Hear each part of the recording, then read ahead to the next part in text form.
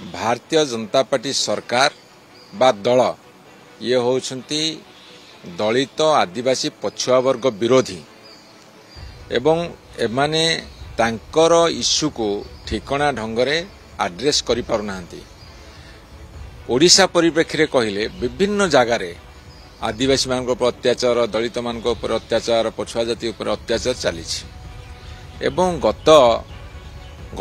गतकाली जो घटना घटी जे दुई जन युवक को दुई जन लोक एमाने नंडा करिसेंती, नर्दमा पानी पियाई, अकथनीय अत्याचार करिसेंती, चांदा मागी, बहुत कथा करिसेंती। से माने किए जो माने भारतीय जनता पार्टी सरकार रो मनोवृत्ति को तल स्तर रे प्रतिफलित करुछंती, कार्यक्रम रे रूपायन करुछंती। एई माने होछन सेई माने गरीब लोकटिए काहेकि गाई बिकिया को जाउथला, तार झियो बाहागर पई अर्थ जोगाड़ करने को प्रथम कथा ये सरकार कुआडे पूरा सब बाहागर रे आर्थिक सहायता करुले, सेटा कुआडे गला कहीं गरीब लोक जड़े बिक्री करने को जाऊँगी, तार संपत्ति तार जो अल्प किसी संपत्ति गाईटे, बलदटे, मेढ़ाटे, छेलीटे कहीं बिक्री करुच्ची।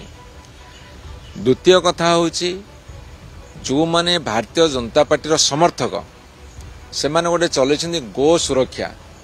गो सुरक्षा आम समस्तंकर कर्तव्य, आम करुचु, किंतु किए गोटे गरीब लोक जदि तार बिक्री बटा करने को जाऊँगी ताकू धरुछंती, गो सुरक्षा ना रे तांकू अत्याचार करुछंती, चांदा मागुछंती।